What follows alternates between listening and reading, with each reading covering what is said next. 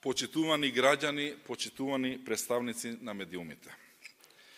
Пред да ги изнесам своите видувања и ставови за случувањата изминатите денови, дозволете ми најпрво да им честитам на сите граѓани за тоа што земјата уште еднаш го избра вистинскиот, западниот, патот по кој одиме заедно со нашите стратешки сојузници. Јас сум мирен, со чиста совест и сигурен дека нема поголема вредност од тоа да избереш својата земја да ја носиш на патот на слободата, демократијата и заедништвото, патот на НАТО и Европската Унија.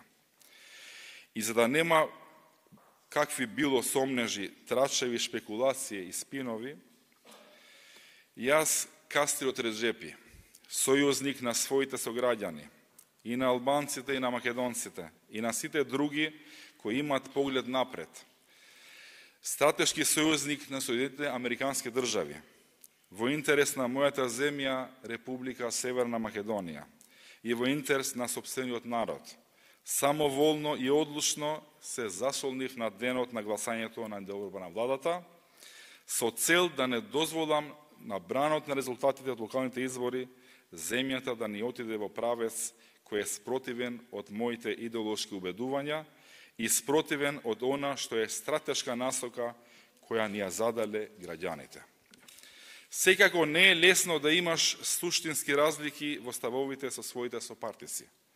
Но кога твоите сојузници од Вашингтон и Брисел ти велат дека Северна Македонија има неповторлива шанса да ја започне и својата нова европска приказна, тогаш и срцето и умот ти велат.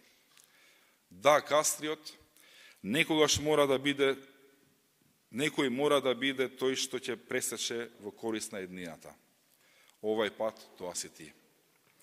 Јас се надевам дека во деновите пред нас разумот ќе надвладее.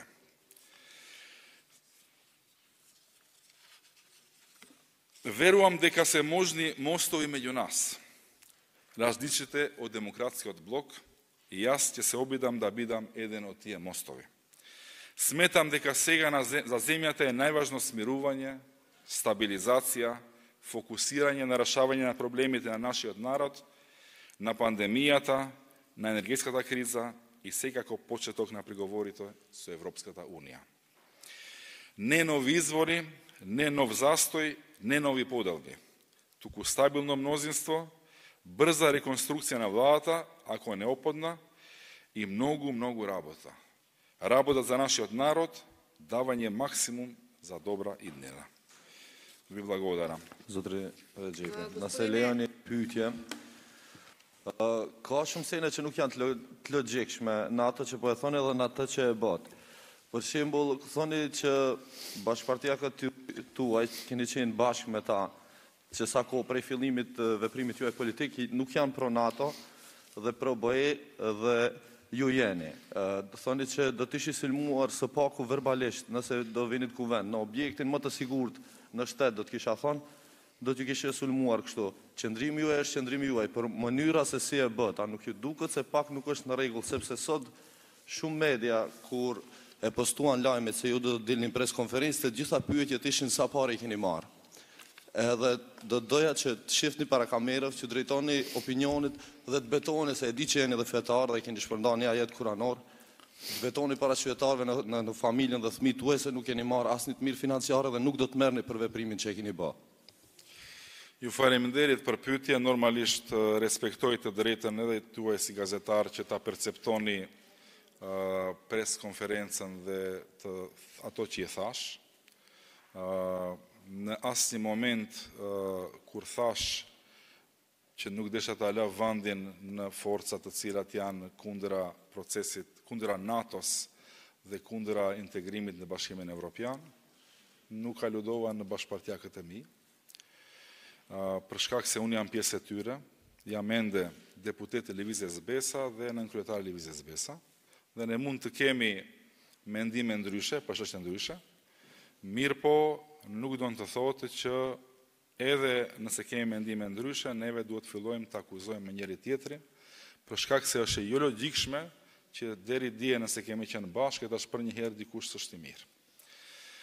Sa i përket për pjesës sigurisë, objekti mi sigurt në shtet, I kemi të fresta memorjet e 27 prillit, dhe mendoj që edhe ju do të pajtoheni me mua, për gjithë qytetarët, që të jesh I vetmi në sallë I cili do të votonje kundër emocionit, së paku në ato emocione do të vinte deri në një konfrontim verbal, po mos flasë edhe tjera. Pra të shkak e vlerësova që me mos prezencën time do të bëja më mirë, përderisa mendimi, ideja time personale ishte që të jem në sallë, të mbaj fjalim dhe që të tregoj qëndrimin në fund të votoj. Deputetët kanë të drejtë kushtetuese që të votojnë në bazë të bindjes të tyre. Dhe këtë nuk mund ta mohojë kurkush. Mirë po ne e dim që ende jemi një demokraci e brisht, si jemi Suedi, Skandinavi, po mos flasim që edhe në demokracitë e zhvilluara viteve të fundit kanë bën ndodhi që jemi çudit, për atë shkak ky ka qenë vlerësimi. Sa I përket pyetjes tjetër, a betimi na duhet tash Kur'an, s'kam ta vë dorën në Kur'an apo kështu mundet edhe pa Kur'an. Po. Shifni, unë qytetarët e din me veprimin tim politik që çka ka qenë kauza time dhe s'do mend dhe s'do analizë që çdo kush e din edhe pa dalun që veprimi I cili ishte I shpejtuar ishte në kundërshtim me bindjet e mia. Përndryshe, nëse ishte çështja për shpekulimet që fliten, se ato vazhdimisht në çdo gjë ndodhin, atëherë do duhej që ta vë në ankant pozicionin edhe të them që kush do të jetë më shumë, të jeni të bindur që sigurisht ajo anë e cila duhet të mbrihet e diçka, do të ishte e gatshme më shumë të ofron. Por për hir të asaj që e that, për hir të asaj që jam besimtar, betohem, do thotë në Zot, që veprimin që e kam bë për shkak të bindjeve time, për shkak se nuk kam mundur që të votoj në kundërshtim me bindjet e mia, jo për interesa tjera. Kolega, се сите ќе одговараме само еден појам. Зошто велите дека самоволните се зазвониле во четвртокот? Нели можевте на ист начин како сега излезете на пресконференција и да го кажете вашиот став? Дали може да кажете дали сте имале притисоци тој ден и од кого и дали е точно дека сте побарале физичко обезбедување? Значи, кажав и претhodно, пак ќе повторам. На моите размислувања биле првични за да дојдам во седница, да земам збор и да гласам против. Но проценувајќи целата состојба, со тоа што се знаеше дека немаше да присуствуваат пратеници од мнозинството, ќе бев единствениот пратеник внатре, кој требаше да гласам против нешто, против една еуфорија, која толку брзо се одвиваше како филмска лента, јас не бев сигурен дека мојата сигурност, интегритет, па и етична, дека немаше да бидам напад цел на вербални, а да не зборам и на физички спротив. Вие сте сведоци сега и во овој состав доаѓале до тензични ситуации, така да не сме скандинавска земја се уште и демократија која се прифаќаат правото загарантирано со устав на еден пратеник да гласа според своите убедувања.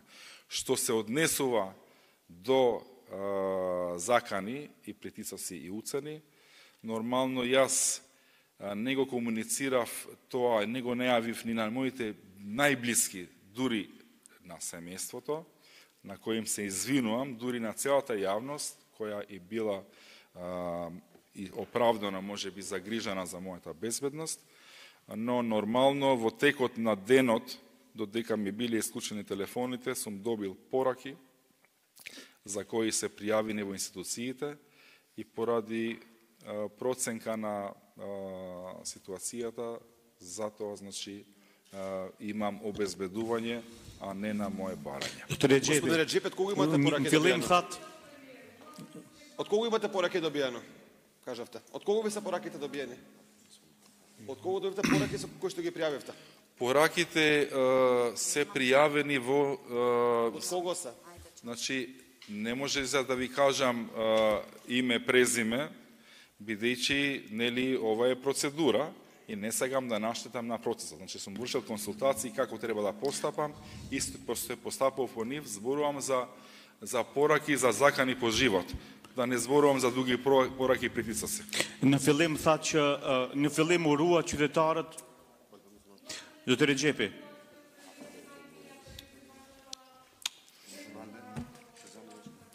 Да. Значи ние како политичари, како функционери, како пратеници имаме редовни контакти, комуникации со меѓународниот фактор, со дипломатските представништва, со нашите пријатели. Што се однесува на конкретното прашање, не сум имал средба со господинот Руте, што беше тука. Në fillim urua qytetarët se atë ditë megjithatë vendi ruajti domethënë atë rrugtimin pro NATO, pro Bashkimin Evropian e qerë. Dhe askush se konteston këtë që thoni që një deputet ka, domethënë, drejtën ta paraqet mendimin e tij në parlament pavarësisht se çfarë mendon partia. Do të rregjë pyetja është, pasi që ju keni qenë i orientuar në këtë, pse jeni nënshkruar në iniciativën për mocion ndaj qeverisë, sepse në kularët partijake edhe këtë ndryshim të mendjes se keni bërë në moment fundit, po flitet se ju ndoshta keni qenë edhe në koordinim të vazhdueshëm me funksionarë të lartë qeverisë, me qëllim që ta futni, opozitën këtë rast në kurth që të dalin sa më qesharak para opinionit, sepse nuk i kishin ato 61 vota. Gjithë këtë, edhe më shumë e shumë besimi sepse edhe funksionarët të lartë BDI-s atë ditë ju dolën në mbështetje juve. Kështu, pyetje, ju faleminderit për pyetjen dhe vërtet një detaj që mirë që e ngritet, që të mundem ta sqaroj, edhe pse do të jam vesh edhe në 2 debate televizive sot, dhe ndoshta ato do të duan që të kenë disa informacione ekskluzive, por sidoqoftë. Në komunikim me funksionarët lartë të qeverisë, vazhdimisht kemi qenë dhe do të jemi, për shkak se Lëvizja Besa është pjesë e qeverisë. Ne edhe sekretarin gjeneral e kemi ministër në qeverinë, i cili tani para ditëve ka dorëzuar dorëheqje. Dhe vërtet është legjitime pyetja, mbasi ke patur orientimin, jo Kastrioti. Ky është orientimi i Lëvizjes Besa, një nga pjesë pikat programore në platformën dokumentin politik të Lëvizjes Besa, ka qenë integrimi në strukturat euroatlantike. Ju e dini që Lëvizja Besa si parti opozitare, për dallim nga disa parti tjera që kur janë opozit nuk mbështesin asgjë, ndërsa kur janë pozit çdo gjë, ne vetë si opozit kemi mbështetur të gjitha proceset që kanë kontribuar në antarësimin e Lëvizjes Besa në NATO. Dhe tani, po ashtu, një nga pjesa kryesore e programit qeveritar të kësaj qeverie, pjesë e cilës është Lëvizja Besa, është integrimi në fillimi i bisedimeve me Bashkimin Evropian. Por pastorët të pyetja pse kam nënshkruar unë, mbasi që kjo do ta rrezikonte. Mos harroni, unë kam nënshkruar në iniciativën për shpërbërjen e qeverisë aktuale në momentin kur pas zgjedhjeve lokale, kryeministri Zaev, personi i cili e mori mandatin ta udhëheq këtë proces e të integrimeve, dhe i cili ka bërë marrëveshje me partnerët e koalicionit, dha dorëheqje. Ndërkohë, u paraqit edhe rasti i Zhelinës, ku u bën një ankesë dhe duhet të bëhet rivotim. Dhe mos harroni, nëse unë nuk besoj që bashkëpartiakët tim më akuzojnë për atë gjë, për shkak se fillimisht është një herë korekte që si bashkëpartiak të ulemi dhe unë dua që të sqaroj një herë punët në forumet të partisë, për të informuar ata, po ashtu edhe për atë që e kishin në atë ditë kujdesin ndaj mua dhe t'i falenderoj, për të sqaruar për veprimet e mia. Dhe ju e dini që bashkëpartiakët e mi kanë marrë pjesë mbas zgjedhjeve në mbledhjet e shumicës aktuale dhe kanë dhënë deklaratë që shumica vazhdon dhe nuk ka nevojë për shumicë të re. Bile kanë thënë që shumicë të re nuk duhet të formohet si rezultati formimit të numrave, por buron nga zgjedhjet paraprake parlamentare. Për dallim nga disa prej kolegëve, unë kam thënë që për mua nuk është çudi që të formohet shumicë e re edhe nga kur bëhen ripozicionim se kjo është praktik në shtetet europiane, të neve s'ka ndodhur ende, edhe në Kosovë ka ndodhur përpara. Ne sam završio, da ne možda nam dođem, znači da ne ispada nikak ružan. Në momentin kur kryeministri Zaev pas vendosmërisë që do t'jep dorëheqje dhe nuk do të kthehet më, vinë sinjalet forta që në 14 dhjetor Maqedonia do të merr datë për fillimin e bisedimeve. E keni deklaratën e Macronit, e keni vizitën e zotit Rute, i keni deklarata tjera, i kemi informacionet në komunikimin përfaqësuesit diplomatik në vend, e keni zotin Escobar nga SBA, që do të vjen në dhjetor, në muajin kur do të duhet që të jetë edhe çështja e vendosjes datës. Dhe e dim që angazhimi i Shteteve të Bashkuara të Amerikës është maksimal në këtë kohë për të tejkaluar ky problem, dhe kryeministri Zaev e tërheq në shkrimin. Atëherë ndrojnë rrethanat edhe për Kastrioti. Do të kishte dashur të ndrojnë rrethanat edhe për gjithë kolegët tjerë. Për shkak se në moment ku kryeministri Zaev kishte dhënë dorëheqje dhe nuk e dinjim as kush do të jetë mandatari i ri. Ai mandatari do të mundet që të merret vesh me partnerët aktual që të vazhdojë qeveria. Se ajo është sikur fillim bisedimeve prej zero. Neve me zotin Zaev jemi marrë vesh për pikat në bazë të cilit funksionon qeveria. Në atë rast, duke u parë që së zgjatështe procesi, edhe varianti për të formuar një shumicë të re, që do të rezultonte me qeveri politike për një periudhë që të mund të reformoheshte, formoheshin institucionet nga kuadrot e BDI-s, ishte si opcion. Por për kur u bën këto ndryshime të gjitha, zoti Zaev e tërhoqi dorëheqjen, Zhelina u fitua, sinjalet janë qarta, atëherë mendoj që duheshte të gjithë kolegët e mi për partisë time, por edhe të partive tjera, për hir të procesit. Shifni, pse bes mund duronin deri në 14 dhjetor? Mandej, ulemi bisedojmë, ndoshta mandej, jo 61, 75 bëhen për razimin e qeverisë. Nuk e kam të qartë insistimin tash të bëhet përpara procesit kur ka sinjale qarta që me atë veprim do të ishim sigurt që datë nuk do të merrim. Faleminderit. Gospodine Reczepi, kažavte причините zašto не се свършва на гласния ден та. Меѓутоа зашто пред тоа воопшто се подпишавте на иницијативата тогаш? И како ќе делувате во собранието? Dobro, znači jedno prašanje to, znači isto prašanje го odgovorih na albanski. Zašto potpišav inicijatивата, a posle ne glasav sa moето obrazloženje i тој ден и денеска дека не можам да гласам против моите убедувања, против една иднина многу непознати, кој што ќе може да донесе до ситуација и да го наштети процесот на интеграција и добивањето на датумот за кој имам многу јасни сигнали. Јасно ми е и ќе одговорам. Значи, потпишав во моментот кога после локалните избори премиерот Зоран Заев поднесе оставка. Владата немаше кормилар, не се знаеше кој ќе биде наследник. Со тоа се нарушуваше и паѓаше во вода и целиот договор на ова влада, во која една од најглавните програмски определби се интеграциите во Европската Унија. Што значи, ние не знаевме хипотетички ако X новиот мандатар кога ќе дојдеше и не знаевме тој дали ќе се договори пак со постоечките партнери во владата. До друга страна, како тригер и револт и во партијата, беше моментот со Желино, со одлуката за прв пат во историја да се направи отварање или повторување на гласање. И трето, ние веќе почнавме да добиеме јасни сигнали и во комуникација, но и јавноста знае за изјавите на председателот на Франција Макрон, знаеме за изјавата и на господинот Руте при престојот, кажувајќи дека Холандија е една држава која била на некој начин немало расположение на проширување за земјите за кои се работи во случајот Македонија и Албанија.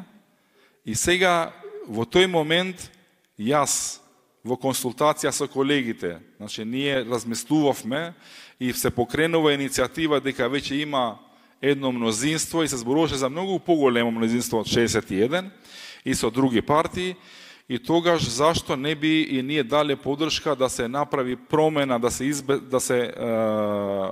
избере една нова влада во која нема да бидат некои партии кои што после останаа во списокот, а не беше кажам дека нема да бидат, и брзо да поработат со тоа што знаевме во тој случај. Прашањето на датумот ќе беше невозможно. Но кога премиерот Заев ја одложи оставката, кога Желино не беше прегласано и кога ги имавме сите овие информации, јас како Касиот Реджепи не можев со моја рака да дозволам да пресудам на протестот на датумот. Тука е разликата. Доколку господинот Заев ќе останеше во неговата оставка или тоа е најглавниот момент. Во тој случај јас немаше да размислувам дека не треба да оди владата, но сега и го кажав тоа и на албански. Зашто не може да се стрпиме до 14 декември? Што мора денеска, вчера, завчера? Ајде да чекаме да видиме, да дадеме шанса, толку сме близко, толку има јасни сигнали, толку се ангажирани нашите стратешки партнери. Не разбирам инсистирањето дека толку брзо требаше да се одвиват работите, а вие сте и свесни дека и до другите партии опозицијски, значи почна да поставуваат прашање дека им кажа на едно, им се даде друго да се подпише и многу непознатици. Во таква состојба не можев јас за да продолжам со поддршката. Другото, како ќе... Господин Реджепи, само да одговорам, да одговорам на прашањето, да. Господине Реджепи, рековте дека... Се извинувам, имаше прашање и како ќе делувам понатаму. Јас сум пратеник на движењето Беса и подпредседател на движењето Беса. Се додека не се промени мојот статус, ќе делувам така. Господине Реджепи, рековте дека не сакате брзи избори, тоа што го бара ВМРО-ДПМН, меѓутоа велите дека е потребно стабилно мнозинство. Како ќе се постигне ова стабилно мнозинство? Видете, јас мора да го кажам мојот став. Инаку за мнозинството, за бројките на мнозинството и за другите моменти, нормално е одговорен главен, значи менаџер е премиерот или тој што го има мандатот, во случајот господинот Зоран Заев. Дали сте разговарале со премиерот?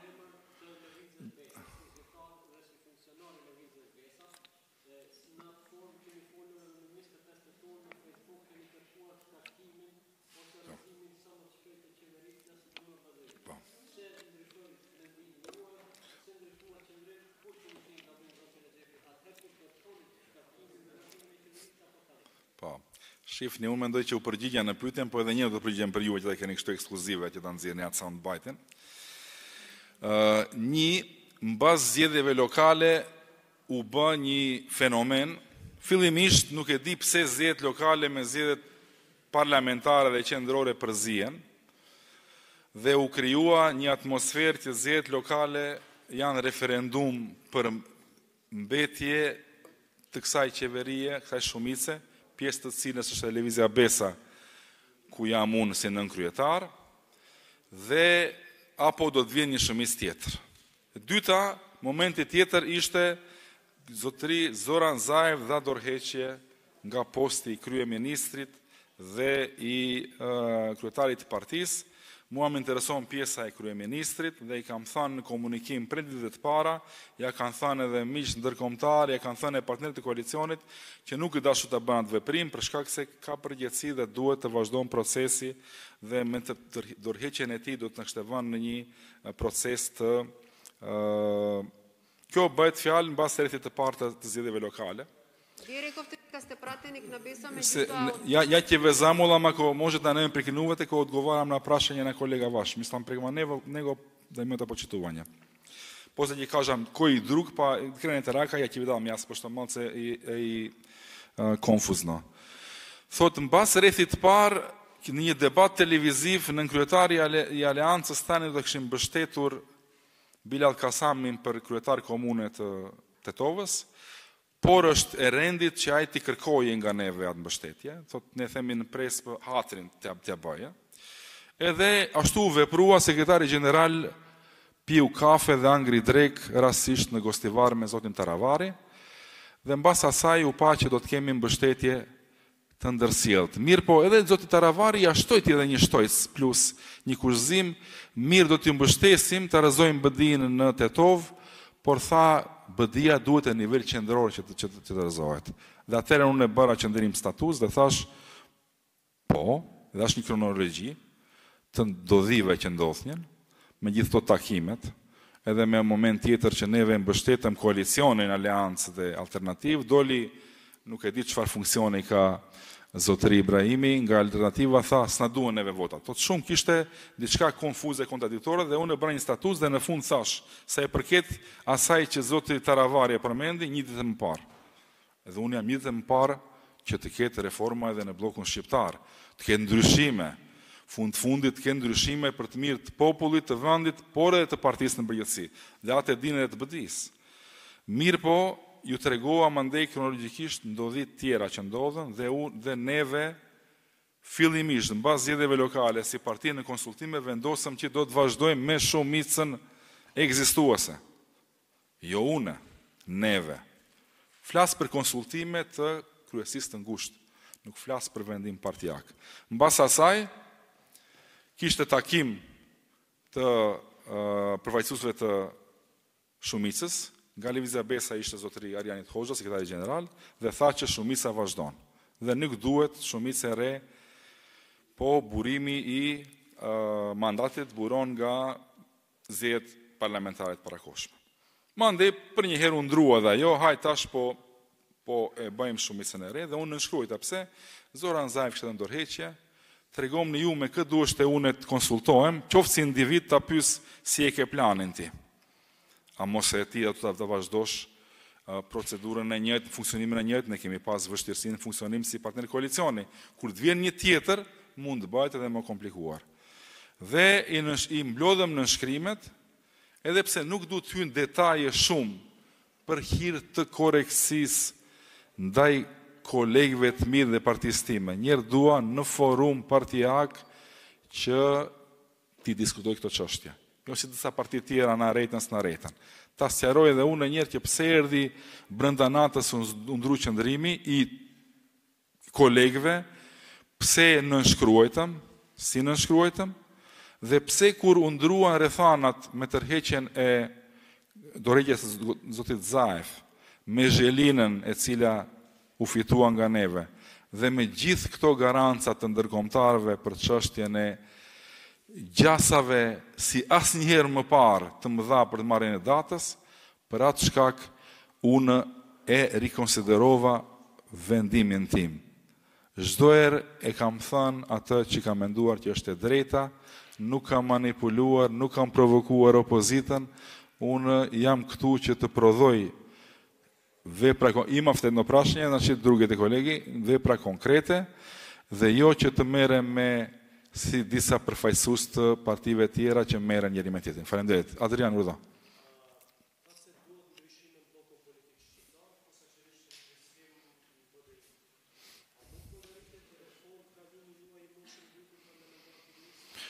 Shifni, unë thash, mirë është për popullin, për vendin, mirë është edhe për ata. Nuk thash duhet rifreskim, nuk është korekte, po thash edhe ata e dinë që duhet. Në pas të kontakte që ne jemi kolega, po edhe ose perceptimin tim.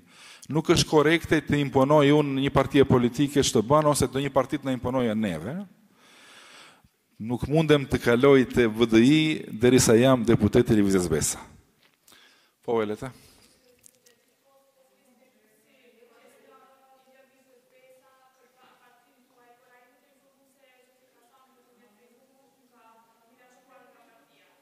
Nuk jam i informuar për shkak se nuk kam marrë asnjë vendim zyrtar të partisë. Derisa nuk do të marr vendim zyrtar të partisë, jam antari i grupit deputetëve televizjes Besa, që më tepër s'kam informacion as nga shërbimet e parlamentit që janë të informuar që unë më nuk jam pjesë grupit deputetëve televizjes Besa. Për më shumë unë jam koordinatori i grupit deputetëve televizjes Besa. Thotë që sa i përket, unë e kuptoj kryetarin me veprimin që ka bërë, me gjitha tensionim dhe atmosferë që ishte edhe presion nga strukturat, as pak nuk i dhënohem, e respektoj edhe më tutje, ashtu si kam respektuar dhe kam mendimin e njëjtë si para 3 ditëve. Besoj që edhe kjo do të qartësohet më tutje, por përsëri po e them, për çështjet partijake duhet të diskutojmë në forume partijake, jo të bëjmë show jashtë. Po velete. Pretpostavувам дека колегите праша дали имате комуникација со премиерот Заев и како тоа планирате да делувате како пратеник на Беса кога тие ви исклучија од партијата. И уште едно прашање, ако веќе сте планирале да дојдете на седницата и да гласате против, зошто не се искоординиравте со вашата партија, бидејќи вие сте сепак необичен член, туку подпредседател кој што на овој начин сега ја раситни партијата во собранието? Фала. Добро, значи неколку прашања беа и ќе се обидам дали сум ги запомнал сите прашања.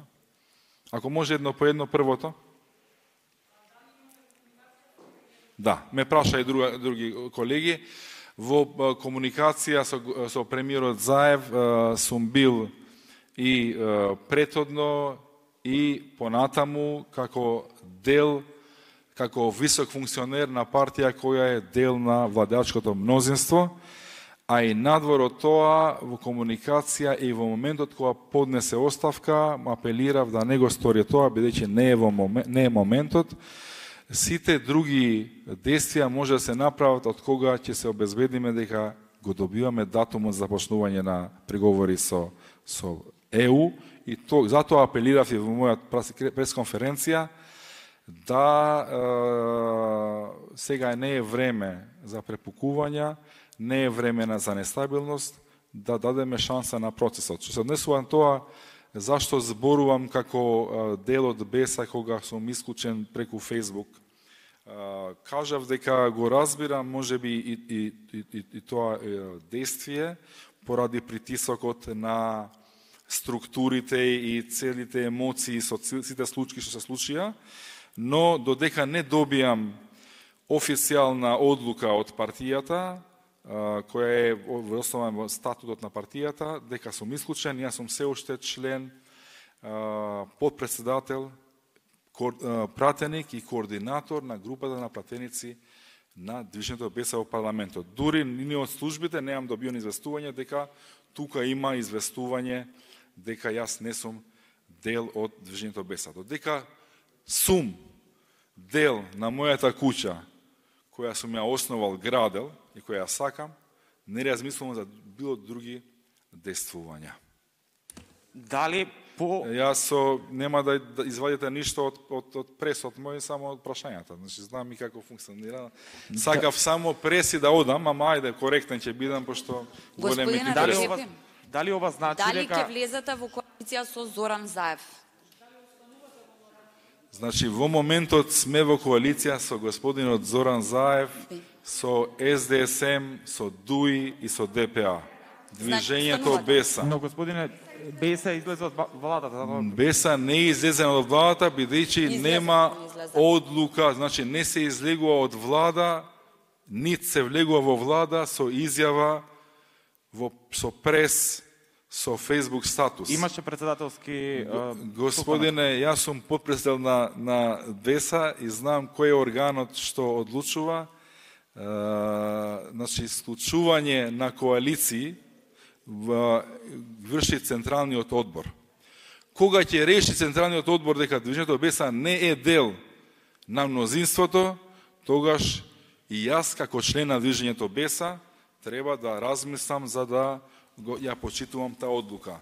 Но председателството нема мандат за да решава, а изјава се дадени и пред да има председателство. Значи, во моментот де јуре може да и кажем и де факто, пошто органот што има мандат да решава е Централниот одбор, движењето БЕСА е во владина коалиција.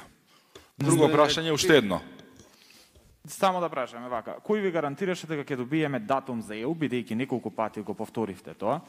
Кој ви даде сигнали дека ќе почнеме преговори со ЕУ и како го видовте тоа? И каква сигурност добивте? Кој ви гарантираше? Ви гарантираше некој на писмено? Како? Вака, значи, никој не може да гарантира 100% дека ќе добиеме, никој не може да гарантира дека нема добиеме, така? Што се однесува до кој ми комуницира за јаките сигнали, кои ги кажав и тој ден и денеска, представници, високи представници на дипломатски представништва со кои сум во постојана комуникација, пошто јас бев и директор за меѓународна соработка во БЕСА, а поради мојот бекграунд 20 години работење во меѓународни организации и дипломатски представници во земјата, сум бил контакт поинт на БЕСА со сите амбасади, денеска сум. Имате име и презиме? Значи, само да завршам. Но и без ова, го кажав и го повторувам, изјавата, кажувањето на председателот Макрон, посетата и изјавата при посетата на господинот Руте, изјавите кои доаѓаат од Вашингтон за максималната ангажираност за да се надмине и да се добие датумот. Најавената посета на Ескобар во декември. Ама тоа го имаше дали треба да се нацрта, јас не знам. Но за мене ова е доволно дека денеска, како никогаш порано, е најизвестно дека во декември ќе добиеме датум. Уште заборавивме да спомнеме изборите во Бугарија вчера, знаете дека ќе има политичка влада нова, председателот избран, сите коцки се споени, само една работа може да го наруши тој процес, да направиме забрзан потек, ние како представници на народот во законодавниот дом, да гласавме за интерпелација. Тогаш, со гаранција, без потреба да ми пишува, ја ќе ви потпишев дека немаше да добиеме датум. Благодарам многу.